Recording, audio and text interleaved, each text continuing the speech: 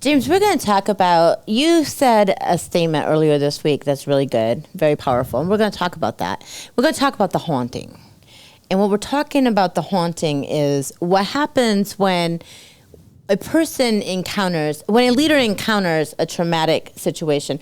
They're focusing on their path, and they're making their path, doing the hard work to live out their passion, and then tragedy happens and it knocks them down. And so now you're in this place where it's really easy to just settle in. It's harder to get yourself back up and keep moving. But if you don't get yourself back up and keep moving, you're always going to be carrying this haunting along with you. Let's talk about that, James. Yeah, for me, there's three choices that you run into after something happens like that really, let's just call it, rocks your world. To make it really simple, I think we all can understand things that rock our world. Yes. And it can be anything. But the first choice you have, that when something rocks your world, your first choice you have is to retreat, to go to a safe place, to try to get back some type of normalcy, normal. You saw something, you want to get back, you want to get back to normal, but yet there's something that stirred in you. But there's something that stirred in you. It really woke up a passion, even in that. Something stirred. That trauma did stir something in you. But then you get in a place where nobody else understands it neither. You get in a place where you're alone. And so nobody else understands it. So there's a part of you that says, I just want to get back to normal because everybody else is normal. But yet, that store of passion, it was part of your calling, and it was supposed to continue to give the opportunity to the next level of your calling. But nobody else sees it. Nobody else is around. So you choose. The first path is you can choose to get back to normalcy, bury that passion, bury that, and get it back to some type of normalcy. That's where the haunting, and in that first step, that's where the haunting will come through, where you sold out you sold yourself out. You stopped your passion. You settled in. You settled in. That's what we call settle in. And we'll go back to that because you're going on the haunting piece and the really ramifications of the settling in. The second choice you have is not settle in, but become vocal and saying everybody else is wrong. They should see what happened. So you use that as a motivation to have an axe to grind. Everybody's bad people. They don't understand what's going to. I need to change the world based upon what happened in this death of a vision or death of a dream. You make it about yourself. You make it about yourself. It's not about your true calling. It's about what was done to you and how you got shut out. And you need justice. So, you become vengeful. And actually, there's areas where the bitterness can set in. Both paths lead to becoming a bitter old man. Yes. And we'll go back to the first one in a little bit. Because, again, you won't become a bitter or bitter old lady. Excuse me, I don't like to talk about ladies that way. Right. But a bitter old person. Let's just go there. You become a bitter person, yes. But the first one happens slowly. This one happens quick because you're out there shooting everybody. You're already tapping into the bitterness. Yeah. That's why you're shooting everybody. Exactly. Because there's an entitlement, and I don't say it's in a bad way. As a matter of fact, there wasn't a justice to happen to you. Yeah. So you have every right to scream out and go, but yet it's not about everybody else around you. It becomes about you. And the pain is so much you want to make everybody know, and you have an axe to grind. Is that what we talked? Yep. Go back to the first one, the haunting. You'll go back to, this happens more subtly. You'll go back to the porch. You'll go back to feeling safe. and just, but yet underneath, you saw something, you experienced something in that trauma, and you know it, and you know there was an opportunity for you to go further in your passion, but you backed away, and you're given a piece of who you are to settle for complacency. Right. It's actually, James, to really describe it, as a piece of you dies. You're not really giving a piece of yourself. A piece of you dies. Yes. Because the pain just got too overwhelming. And it just, everything is too overwhelming. And oftentimes it's because you're all alone and you don't know where to turn for guidance or for help or someone to walk with you. So it just becomes, so a piece of you dies inside. And so now you're just going to settle in, become complacent, and just live your life out the rest, saying, you know what, and in this situation, you try to continue to self-soothe, what we would call emotional intelligence self-soothe. But you continue to tell yourself, you know, I've already accomplished this much, you know, I did this, I did that, definitely. You know, but you still have, this is why we call it the haunting, because it's like the ghost of the passion that died inside you continues to face you every time you look in the mirror. You still know that there's something missing. You can never feel whole again. Exactly. And that is a slow torture of becoming a grouchy old person. Mm-hmm. But it happens slow because when that haunting comes, you find a way to sedate it. You do. Mm-hmm. There are a number of ways when that haunting comes, whether it's an edge in all of us as leaders. Mm-hmm. We need to be impacting. We need to be on the edge. So we'll find something else as an edge to sedate it. So that could be climbing Mount Everest or whatever. Right. Or something, or going to the next great vacation. Because there's always, because I like to describe it, it's, instead of an edge, I like to describe it as a light. There's a light within us as leaders. There's a light within us that it's like a burning desire. It's an edge is adventure. An edge is the desire for adventure. It's like an adrenaline rush. Right. I would like to describe it more of a light burning inside you. It's a burning desire that no matter what you do, you can't fill it. It's like a hunger that doesn't ever get satisfied. Because you're able to, exactly what you said, you're able to give it short time satisfaction, but you're never going to have it satisfied. And as a result of that, you're never going to feel like a whole person, like a holistic person, because of the result of that. Because as you get older, there's very little things that can sedate you anymore. That can fill exactly what you saw, that void. Yeah. Because at the end of the day, you can go in the Bahamas, you can go to Ireland, you can go all over the world, and still at the end of the day, it's still not empty. And so then you realized that's where the haunting comes in. I could have been so much. I gave a piece of myself, and I settled for mediocrity, and I settled. And the word is, I settled.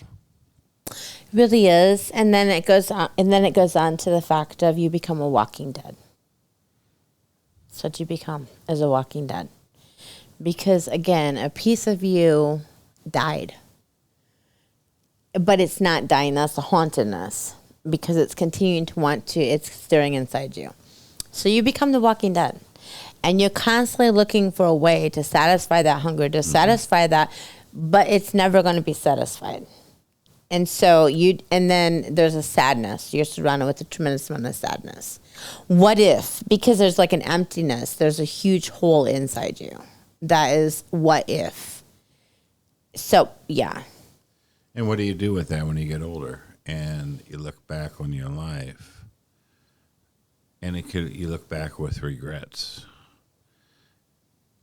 And so who do you blame? Because a lot of times, it's, Michael Jackson has a song that says, change starts with looking at the man in the mirror. So you can look outside. I do like that song, by the way. Yeah, I figured you did. Yes. You can look outside, and that's the second pathway. That it's everybody else's fault. Mm-hmm. But this pathway, really, you can still go that. But at the end of the day, what do you do when you look at the man in the mirror and say, I'm responsible? Because this is a slow burn path. This was the one you continues to date and stay, and then you get older, and you have to look at yourself in the mirror. And it's a tremendous amount of regret. Now, you can, at that point, make a choice and blame everybody else, right? That is also a possibility. But you're more apt to look at the man in the mirror, and then you can have a very distaste for yourself. Yes. That's probably more the pathway on the first one. And so then how do you face the world when you leave? As you get older and realize it's, you can't, you made a choice to give up your calling. What does that look like?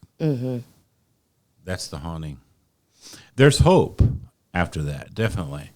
But that's the haunting. Yeah. At any point in time, you can make a choice. You may not be able to do the great things that you were, but you can get back on the horse. You still can get back on the horse based upon your capacity at that point. Right, but you're always going to have that empty hole. And so reality is, James, you asked, what do you do with that? It's never too late to switch your direction. It's never too late. The story doesn't have to end. The story doesn't have to end. Where you're dying with the haunting. It's never too late to actually turn in that direction and say, you know what, today is a day that I'm no longer going to deny this emptiness. I'm going to pursue it. And it is the hardest road. But James, talk about the reward of that. Yeah. Well, the haunting is your gift. It means you haven't gone the second path. Yes. Which is bitterness. So the haunting is your gift. It means it's not too late. You're open to say, it's a longing. It's a longing. You're not close to it. So that's the good stuff. If you're still haunted, pay attention to it because it's telling you something. It's never, and that's the great thing, it's never too late. However, is it going to be hard to get out of sedation? Oh, yeah. Definitely. But yet listen to it. It's going to be a tremendous amount of work to go back to where you lost, quote, your first love, so to speak. Right. Which is your passion. And that will take us to, and answering your question, that will take us to the third pathway. It is, at the end of the day, trauma and everything happens. There's the part of the third pathway when something happens, you get out of bed, and there's a lot of disappointment and a lot of things. But you go through, you feel the pain you actually cleanse, not take it out on anybody else. You actually feel the reality of the pain and embrace it, embrace the pain, embrace the loss, but you get out of bed. And you may not only be able to, if you have a garden, and a really good example of having a garden, we know what the work a garden has, right? There's a tremendous amount of work, and depending how many acres you have or feet, it's work.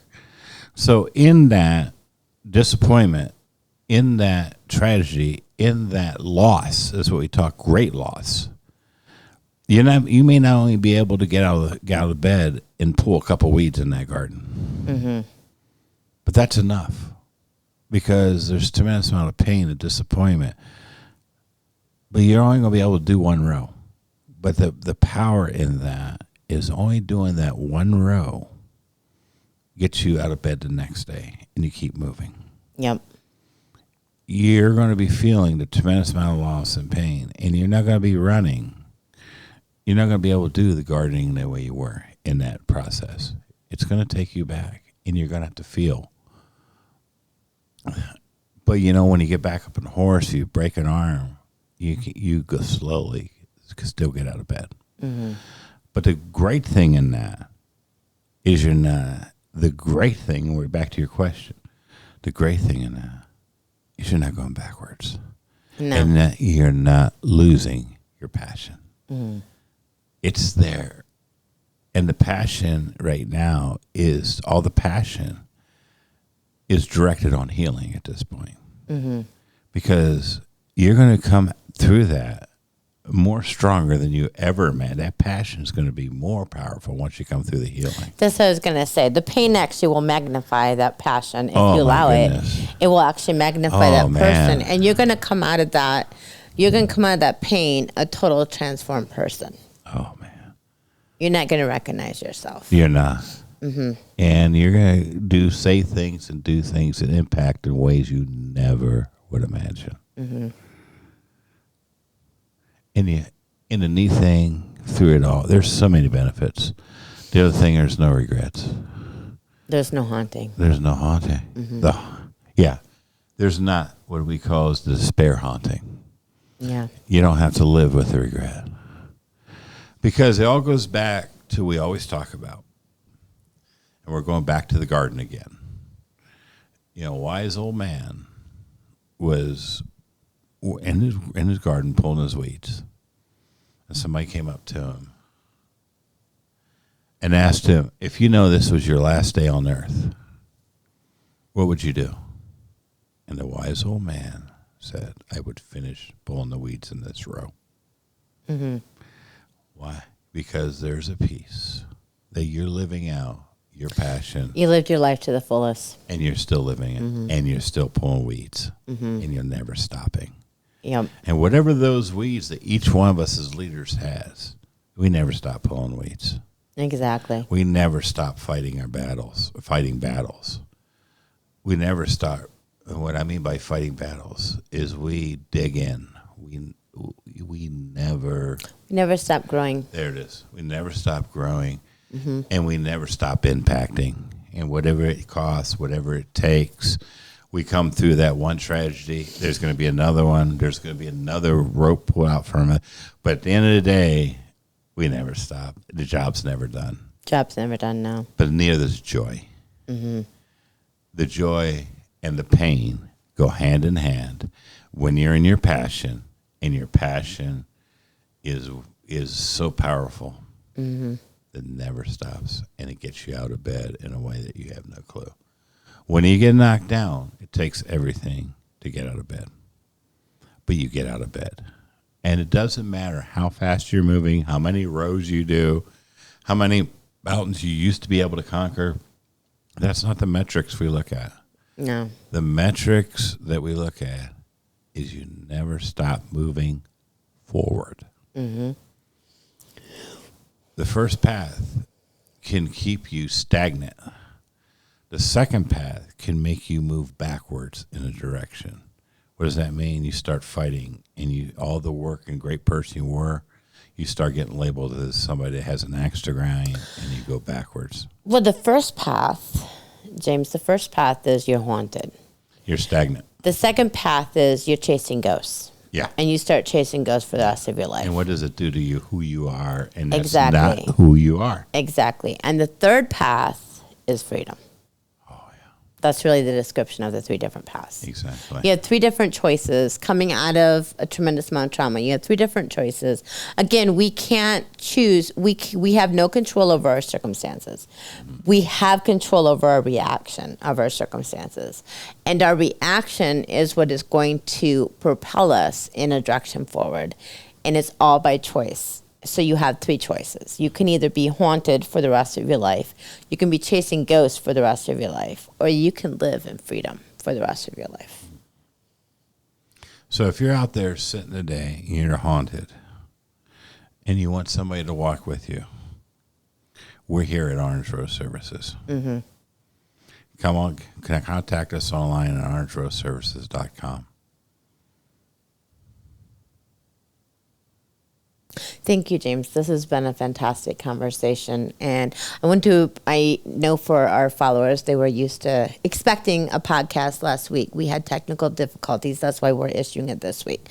So because we're issuing it this week, we're also going to be issuing one next Friday again. Yeah. So we can get back into a routine of every other Friday. Awesome. So thank you very much for the conversation. As always, it was a very profound conversation. And I look forward to our podcast next week. Yep. So do I, Nancy.